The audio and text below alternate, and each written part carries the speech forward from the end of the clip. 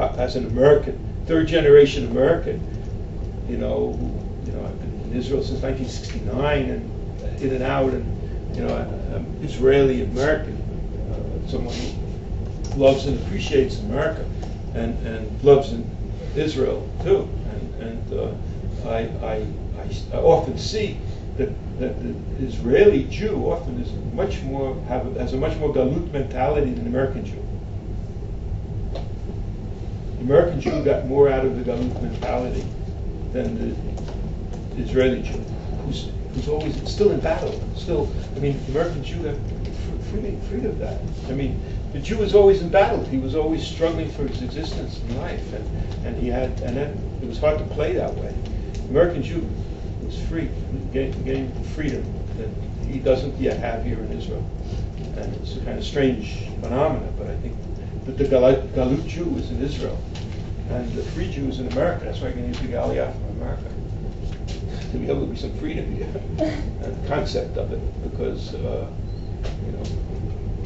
Americans, most of you Americans, some, but some Europeans, some Israelis.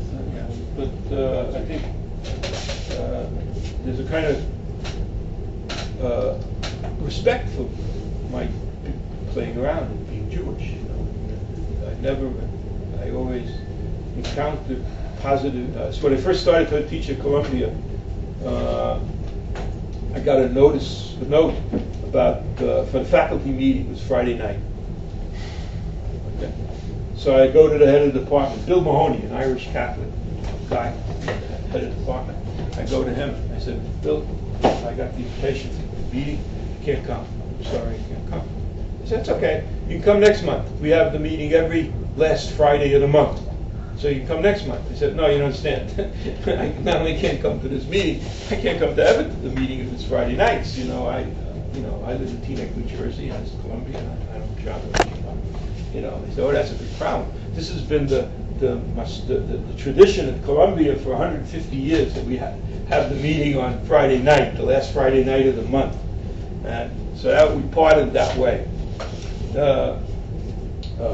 2 days later, he calls me up and he says, Mel, come to my office. I want to talk to you.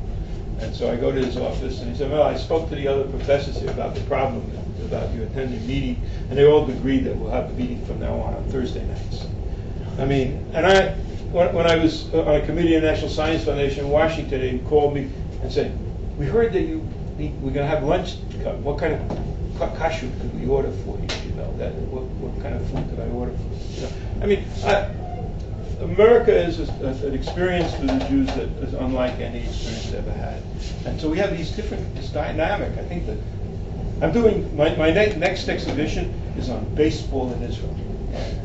Every night, this is the first night in 2 weeks that I'm not photographing baseball games. There's the Israel Baseball League, the new Israel Professional Baseball League.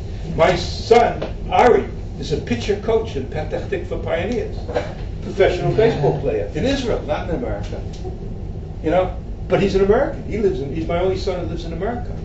He came to Israel to play professional baseball. In America, he couldn't play because it was on Shabbat.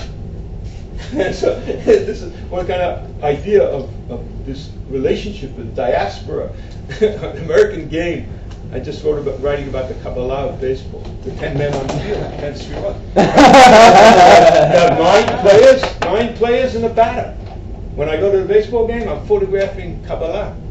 You see, so but he said, so I'm doing a show at the Yeshiva University Museum, a whole virtual electronic info techno thing about baseball in Israel. That's my this summer's project. And hopefully we'll be able to see it either there or here. It'll probably take another year or year and a half before it opens in New York. I wanted to really thank you from the whole group for coming, and it was, for me, even hearing so much of it, it's an experience again and again. So thank you very much for coming to us.